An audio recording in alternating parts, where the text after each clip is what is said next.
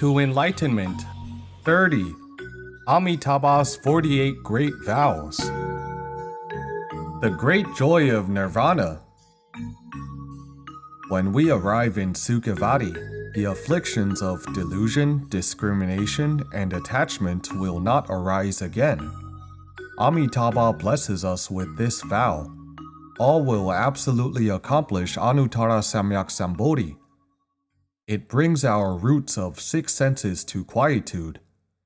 This does not mean that they do not contact the external world, but denotes that when they contact the external realms, their heart would not move and arise thoughts, nor would they have discrimination and attachment. In this realm of quietude, they can see the continuous phenomena of arising and ceasing in the cosmos. They know the doings and thinkings of all beings, but they will not covet this realm nor exclude it. They can receive and utilize it, yet they have no discrimination and attachment. Their heart always remains in quietude. All bodhisattvas in Sukhavati are like this.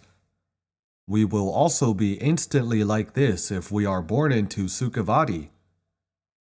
We attain this kind of realm at that very moment. This realm is the great bliss of Nirvana. If we do not attain this great Nirvana, Amitabha said he would not procure Anuttara-Samyak-Sambodhi. In the quietude of this realm, our delusion, discrimination, and attachment will indeed fall off as time goes by. They would not fall off immediately, but they are subdued and no longer arise due to Amitabha's blessing. After being subdued for a long time, they then fall off naturally. Why? Because there was nothing intrinsically. They are simply delusions. Delusions are not real. So after being subdued, it will be eradicated as time passes by. We will then attain great nirvana and become a Buddha. Therefore, we will undoubtedly attain Anuttara-Samyak-Sambodhi once being reborn into Sukhavati. This Anuttara-Samyak-Sambodhi is not the one stated in Hinayana Buddhism, the nirvana that arhats attain.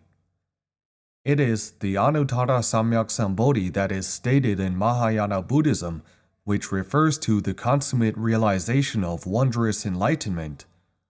Why? Because Hinayana people would not be born into Sukhavati.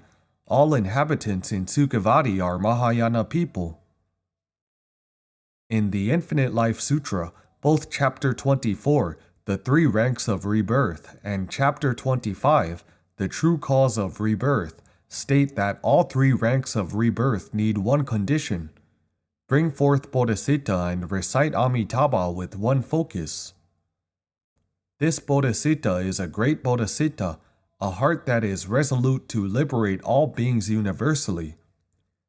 So if we do not bring forth bodhicitta, we will not be born into Sukhavati. That is why the ancient virtuous ones said that Sukhavati is created for us to attain Buddhahood. In this land, people with the spiritual proclivity and capacity of the 2 yana of Sravakas and Pratyeka Buddhas won't be born. This suggests that people with the predisposition of a 2 yana cannot attain Sukhavati rebirth, because they did not bring forth a big enough heart. They only sought self-liberation and did not ask themselves to liberate all beings, so they cannot realize Buddhahood. As such, if we want to be born into Sukhavati, we must understand and bring forth a great bodhicitta. The 19th vow that we shall see later specifically speaks of the vow of bringing forth bodhicitta upon hearing Amitabha's name. If we don't bring forth bodhicitta, we will not resonate with Sukhavati. In Sukhavati, all inhabitants are Mahayana bodhisattvas. There are no Sravaka or Pratyeka Buddha. Even though there are inhabitants with the title of Sravaka and Pratyeka Buddha, it refers to the realization they attained before they were born into Sukhavati. They are actually Mahayana people. How do we bring forth Bodhisattva? We will talk about it in detail later. Can we bring it forth? The answer is definite. But why? It is because Amitabha had made this 19th vow of one will bring forth Bodhisattva upon hearing my name. The power of this Amitabha's vow will bless us. So long as we have heard his name, we will definitely bring forth Bodhisattva. We don't have to worry if we bring forth Bodhisattva or not. Even if we have not brought it forth yet, we will bring it forth without a doubt as long as we hear the name and genuinely and explicitly understand the merits of these 48 great vows. If we don't, Amitabha would not procure Anuttara-Samyak-Sambodhi. So we should neither be afraid nor worry. In this life, if we have an affinity to hear the name, we definitely will bring forth our Bodhisattva and be reborn for sure. This benevolence of Amitabha is vast and profound. It is inconceivable. It has given us the biggest assurance, assuring us to attain Buddhahood. Fundamentally, we will not slip through the net. This is the vow of all will absolutely accomplish Anuttara-Samyak-Sambodhi.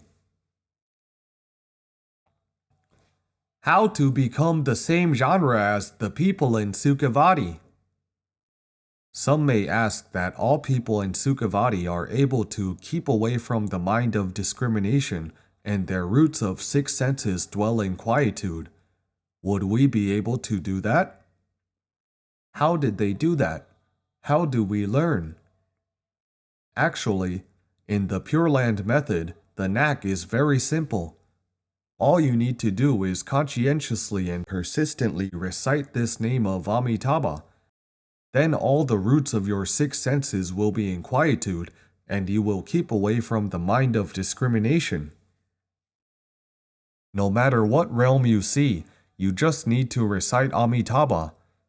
When prosperity comes, you recite Amitabha and do not let avarice arise. When adversity comes, you also recite Amitabha. Do not let resentment emerge and cause contradictions. When good people come, you are very happy and recite Amitabha. When wicked people come, you are also very happy and recite Amitabha. You then keep away from the mind of discrimination, and your heart will always dwell in this mighty virtuous name of Amitabha. That is what all the bodhisattvas of Sukhavati do. Of course, the condition of Sukhavati is very good. Even the 6 dusts exhort its inhabitants to recite Amitabha. The conditions in our world are unfortunately not so splendid. We get contaminated more easily. But as long as we resolutely have a sincere and imperative aspiration to seek rebirth and practice reciting the name of Amitabha regardless of prosperity, adversity, or good and bad conditions, we will surely be reborn when we train ourselves to the extent similar to bodhisattvas in Sukhavati. We are the same genre as the supreme good people of Sukhavati. As the saying goes, birds of a feather flock together. If we are the same kind of people as them, we naturally go to their place. It is impossible for us not to go. We will certainly go. So we must train ourselves not to have discrimination and attachments when encountering any condition. Everything is a good thing. Everyone is a good person. Do not wrangle about it. Furthermore, do not contradict or start a conflict with others. The shallow taste of receiving all sorts of bliss with no sufferings. A person who genuinely recites Amitabha can renounce everything. Good things are good, bad things are also good. You will think, I am going to Sukhavati. Why should I still worry about so many things? Let others fight. I will just yield. No matter how much they want, I will give whatever they want. They want everything. They can't bring anything to their next life. and are heading to the three evil paths, while I yield everything and will be born into Sukhavati. If we completely comprehend this truth, we can relinquish this world and indeed let go. Let go of all, we will then obtain ease of mind. When the roots of our six senses are in the realm of stillness and quietness, we regard the joy of dhyana as food, and we will be filled with Dharma bliss. This is absolutely not something that the worldly enjoyment of wealth, lust, fame, eating, and sleeping, all satisfaction provoked by form, sound, smell, taste, touch, and concept, or the possession of fame, prestige, gain, and offerings can compare to. Actually, what is the satisfaction of desire? A sort of stimulus. It stimulates us, making us suddenly feel pleasure. It is a pleasure of possessive desire.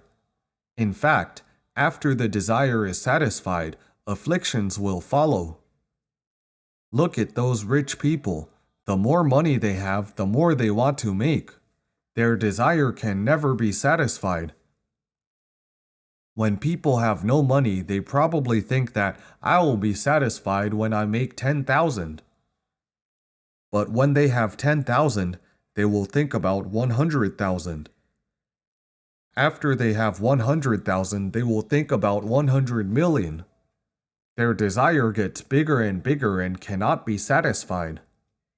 As the saying goes, it is impossible to fill up the deep ravine of desire. How can you say that this is happiness? Real happiness is Dharma-joy, which from the quiet and still inner nature flows out like spring water. What you enjoy is the joy of Sukhavati, the joy of without all sorts of sufferings but receiving all sorts of bliss. We can also taste this kind of joy in a shallow manner in our world. The principle is very simple. The method is letting go. So we must dissociate ourselves from the mind of discrimination and let the roots of our six senses quiet down. Thanks for watching. Namo Amitabha.